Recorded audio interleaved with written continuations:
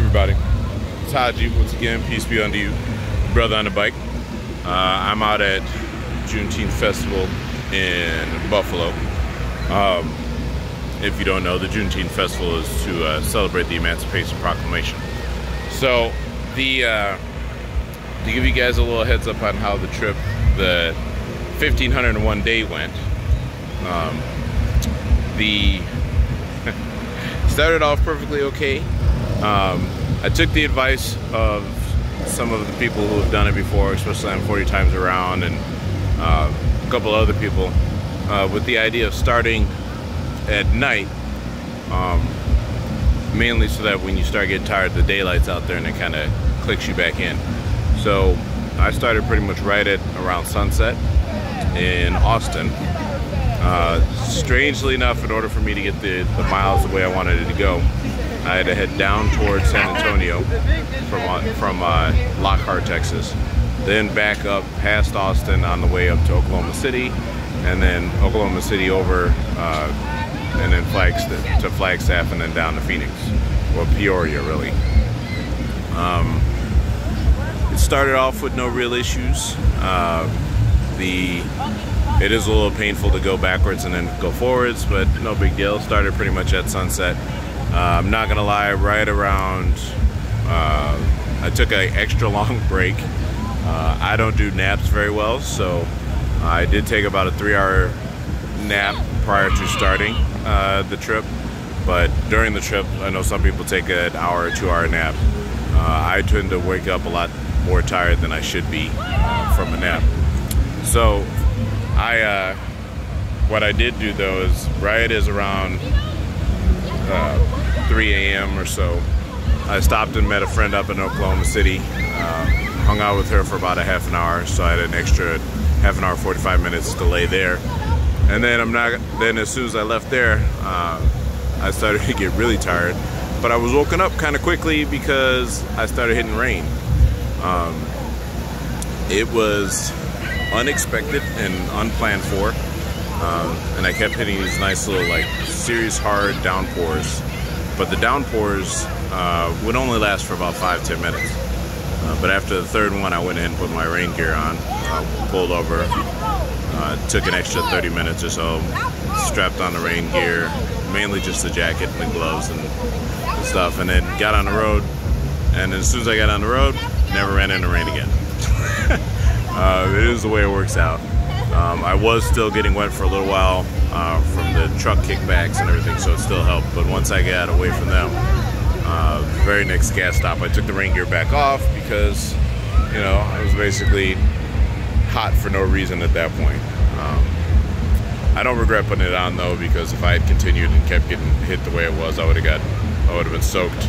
And it was nighttime, so it's not really going to dry off. So I went ahead and got that done anyway. I was getting exhausted, thoroughly exhausted, probably an hour or so before sunrise. I actually started getting those zone out rides, kind of stuff where you kind of, start to get that tunnel vision. So I highly recommend, and what I did was I basically pulled over to the side. Sure, I had a little bit of caffeine, and I drank a little bit of an energy mix, Crystal Light mix, but I sat off the road for about 45 minutes. Took a solid 45-minute break, and by the time I was done with my 45-minute break, the lights started coming out. We had the break of dawn, so I got the break of dawn, and once the lights started coming out, I could finally start moving around a little bit better. So I did take a picture right at the sunrise out in the plains in Oklahoma.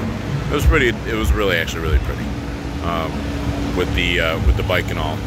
And then once the sun was up, my energy came back. I felt reinvigorated and everything, and we went out riding for no problem after that point, for the most part. Sure, you're still tired and you still get sore butt moments. As we speak about sore butts, the first time when I came back and went on the 15 and 2, I bought a gel saddle. That did not work out for me. I started getting 2 pressure points right in the middle of my each butt cheek. That gel seat was made for people of less girth than me, I'm assuming. And so then after that, I went ahead and got got a sheepskin thing, and sheepskin cover. The downside of that was it was really comfortable. I got that when I was at the ROT, the Republic of Texas rally, and then worked out really well. The problem is it worked out a little bit too well. And what I mean by too well is, and I'll go over this in my other lessons learned, but I stopped switching seat positions partially because it was so comfortable, so I didn't feel like I needed it. And then by the time I decided to start swapping around, it was almost too late. But then we got to swapping around. I also almost ran out of gas, which I had done on the other legs. But and I ended up having to draft behind a truck for about 15 miles just to have him pull me to the gas station, because out in the plains, you know, the gas stations aren't quite as frequent, and there were 3 exits that said they had gas that did not have gas. So, or they had gas, and when you pull off, it would be 5 miles down the road in that direction, and I wasn't really willing to go the 5 miles / 10 mile round trip and then find out that they didn't have gas either. So it ended up being okay. And then on the way, once we got into Flagstaff, one of the things that makes it a little bit easier, and I highly recommend this, especially around your tire points, if you are actually near a city or near a populated area, being in traffic helps you focus, helps you start doing things. It's when you're the only bike on the road or the only car on the road, like it's just you and one other car, you start to kind of zone out. So the more traffic you're actually in, the easier it is to concentrate. So then after, so we got to Flagstaff, and we were doing a little weaving and bobbing and going through traffic.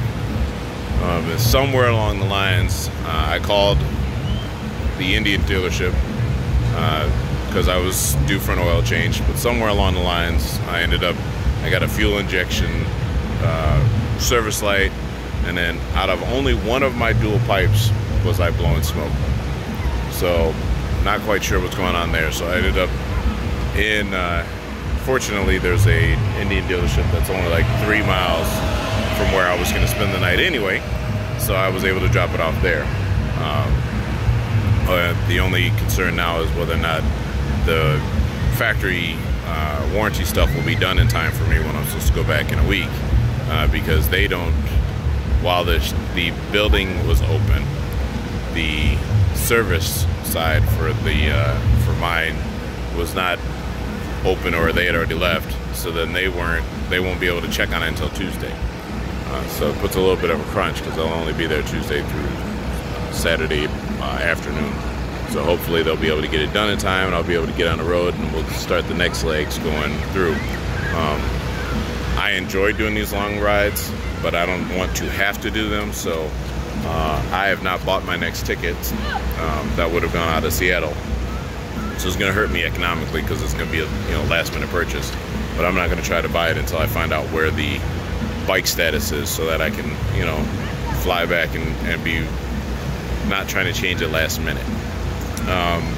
Especially the location. It's not really just the time. It's what if I was planning on making it up to Seattle? What if I only make it to San Francisco, because I don't get the bike until the Wednesday before, Thursday before I'm supposed to be coming back on that Sunday. So in the meantime, I'm gonna go through and do a little list for the main lessons learned. But it ran out pretty well, and I highly recommend warming yourself up, starting some short ones before you try to do a long one right off the bat.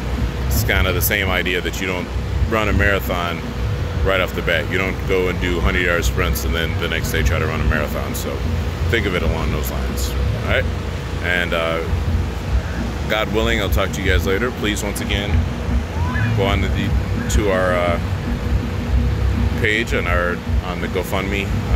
Once again, we're trying to provide dogs to every vet. The whole point of riding this is trying to raise money so that we can support my fellow vets and make sure that they get everything that they can and that they need.